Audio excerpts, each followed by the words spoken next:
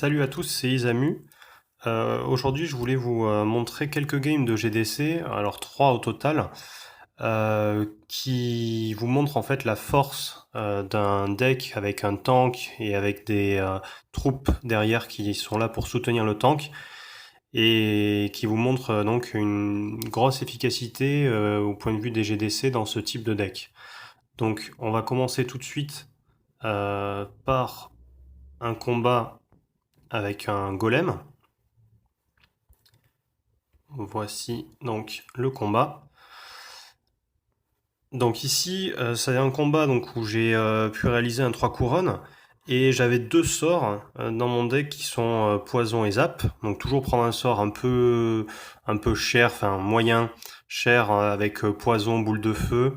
Et un sort moins cher entre boule de neige, zap ou bûche.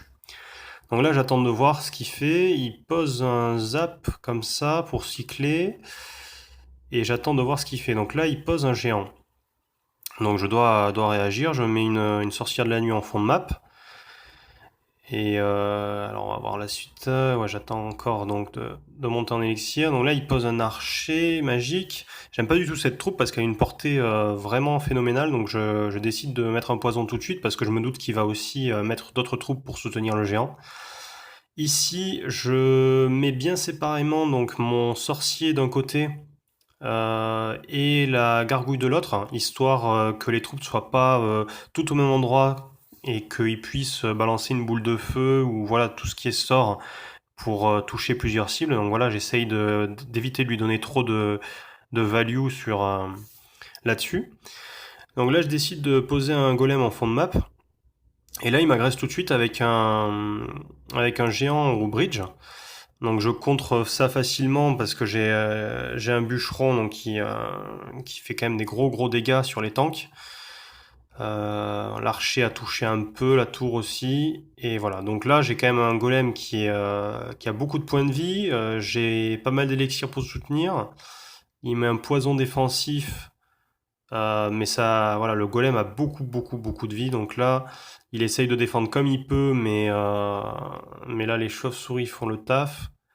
Voilà, donc là je vais prendre la tour. Et vraiment, il est à poil au niveau élixir et je suis un peu plus. J'ai plus d'élixir que lui et en plus j'ai des troupes encore en vie. Donc là, il est vraiment pas bien. Je décide aussi de mettre un poison ici pour continuer à faire du dégât sur la tour principale, pour tomber cet archer.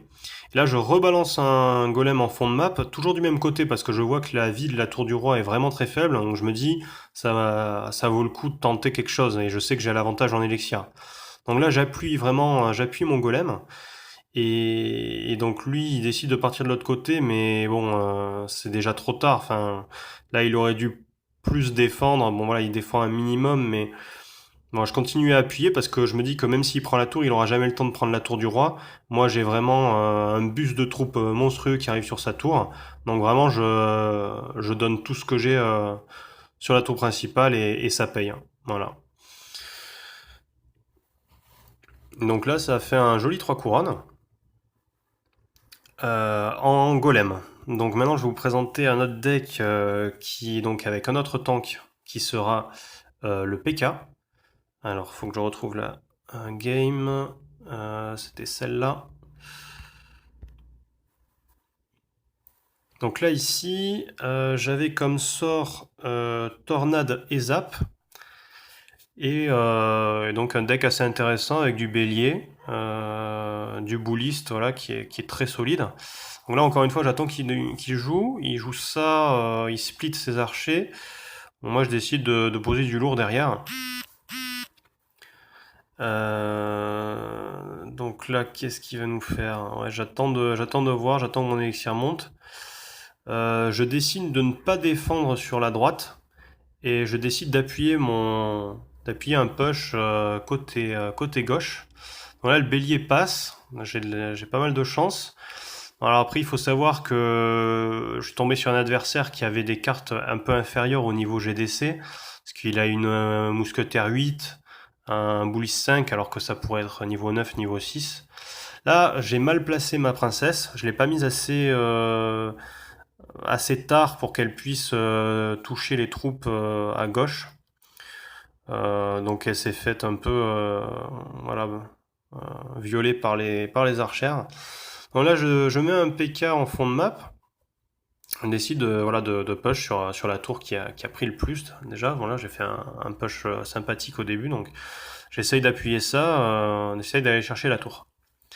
Donc là, il a pas vraiment le choix, il pose un géant en défense sur un PK. Bon, alors là, c'est extraordinaire pour moi, c'est une super nouvelle. Euh, voilà, la mousquetaire qui est vraiment trop faible au niveau 8, qui fait pas assez de dégâts. Et là, voilà, j'ai vraiment la tour facilement. Là, il défend bien, il défend avec de l'aérien, donc le PK tape une fois, le bouliste aussi, donc là j'ai pas mal de chance là-dessus. Donc là, c'est une défense assez facile avec la princesse. Et là, encore une fois, je vais essayer d'aller chercher la tour principale. Donc lui, là, il défend. Euh, et là, je décide de splitter pour essayer de lui mettre de la pression un peu de tous les côtés. Un bélier, c'est vrai que s'il n'y a pas de zap, il y a rien pour l'arrêter, ça fait quand même pas mal de dégâts. Donc là, mon PK se balade un peu partout, mais quand même, il arrive à tomber la mousquetaire, donc c'est pas mal. Et là, finalement, je rebascule, en fait, sur le côté. Il pense que je vais aller. Alors là, grosse erreur. Alors, grosse erreur de sa part de mettre le géant comme ça, là, et puis il soutient avec le mousquetaire. Enfin, il a plus de défense, quoi. Il est complètement à poil. Donc là, il y a vraiment grosse erreur de sa part, et voilà, la game est finie, quoi. Euh, Ça fait encore un petit 3 couronnes. Alors, pour la dernière game, je vais présenter un deck cette fois-ci qui sera un deck. Donc c'est sur la toute dernière, un deck géant cette fois-ci. Hein, comme ça, on aura vu à peu près tous les tanks possibles. Alors, cette fois-ci, j'avais deux sorts, donc encore une fois, hein, j'ai une petite formule avec des tanks, deux sorts, des petites troupes, des troupes pour contrer des tanks, donc que ça soit le mini PK, le bûcheron, voilà, et puis des troupes qui essayent, enfin qui font un peu de dégâts de zone aussi. Voilà, j'essaye d'avoir un peu de tout dans mon deck. Et donc là, cette fois-ci, j'avais boule de feu et zap. Donc là, je défends juste avec la sorcière sur des troupes aériennes. Là, j'ai un peu de gaspillage d'élixir, je reste à 10 pendant pas mal de temps et je décide de claquer un PK parce que voilà, j'avais rien d'autre à faire. Heureusement, lui, il claque de son côté un golem, je mets quand même 3 coups de mini PK dedans.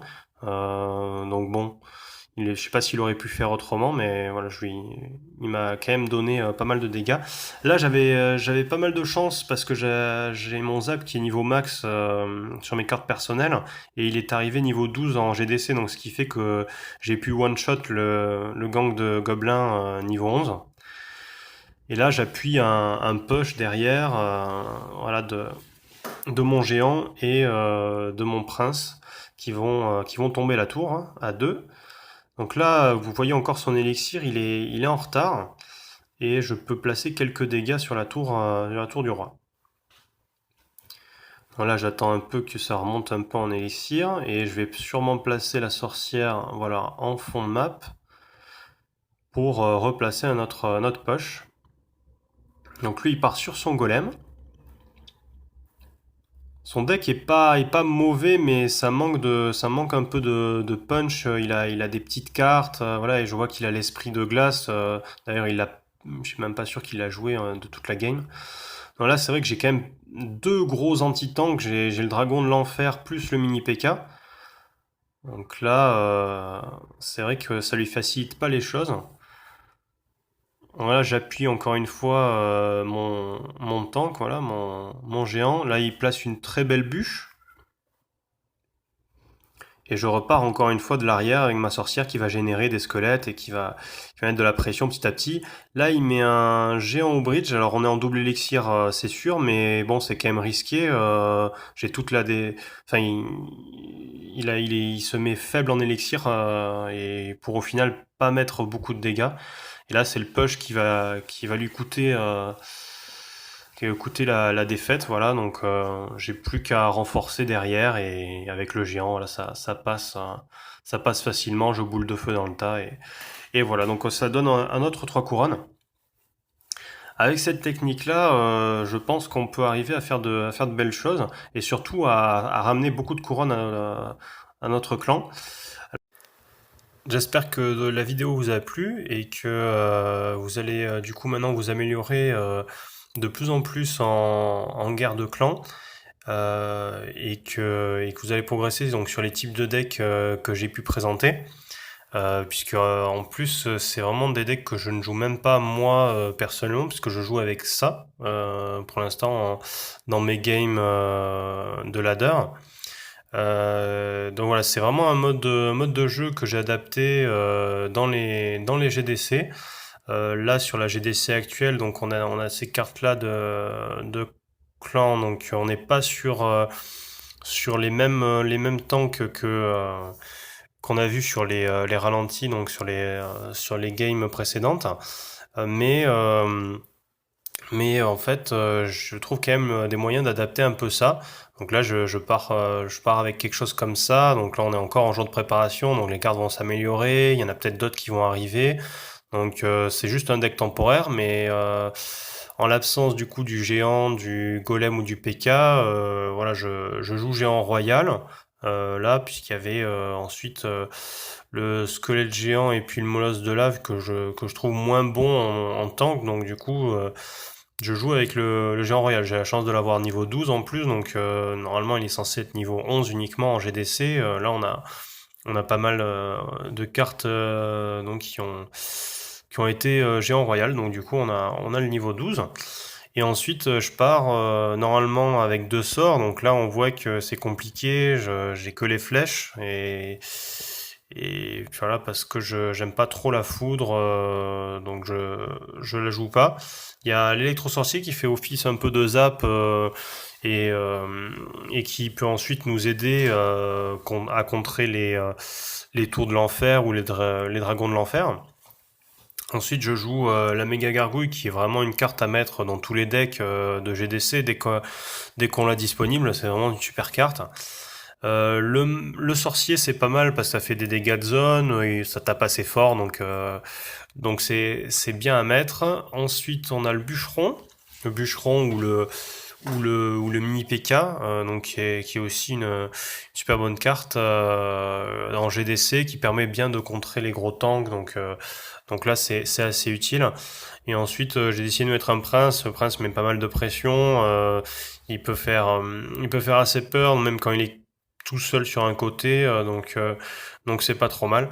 Et bon, les gobelins à lance sont niveau 8 actuellement, ça pourrait progresser, mais on va voir, on va attendre qu'il y ait d'autres cartes qui sortent peut-être en jour de préparation. Donc là, on a les archers qui pourraient rentrer aussi.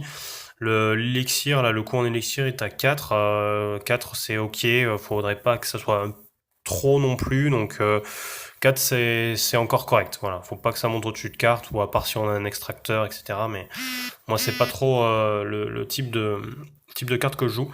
Donc voilà, je partirai peut-être là-dessus avec les cartes actuelles, ça serait le deck qui me conviendrait pas mal. Donc voilà, bon j'ai continué à expliquer finalement les cartes de GDC. Mais là, on arrive finalement donc à la fin de la vidéo. N'hésitez pas à revenir voilà sur les premières ralentis de vidéo pour ben voilà faire pause de temps en temps pour regarder la stratégie, regarder si vraiment c'est ça que vous auriez fait, si vous auriez plus appuyé le tank, plus défendu. Voilà, posez-vous les bonnes questions sur qu'est-ce que vous auriez fait à ma place, voilà comment vous aurez réagi à telle ou telle attaque. Et puis regardez bien les placements, comment ils sont faits. Je prétends pas avoir fait les games parfaites à chaque fois, mais bon, le résultat parle de lui-même. Voilà, on a quand même un 3 couronnes à chaque fois, donc c'est que j'ai quand même dû faire les bons choix au final, quoi. Donc je vous remercie encore et puis n'hésitez pas à poser des questions dans l'espace commentaire. J'essaierai d'y répondre. Et, euh, et voilà, j'espère que vous allez vous améliorer grâce aux quelques conseils que j'ai pu vous donner. Allez, je vous remercie et puis à très bientôt.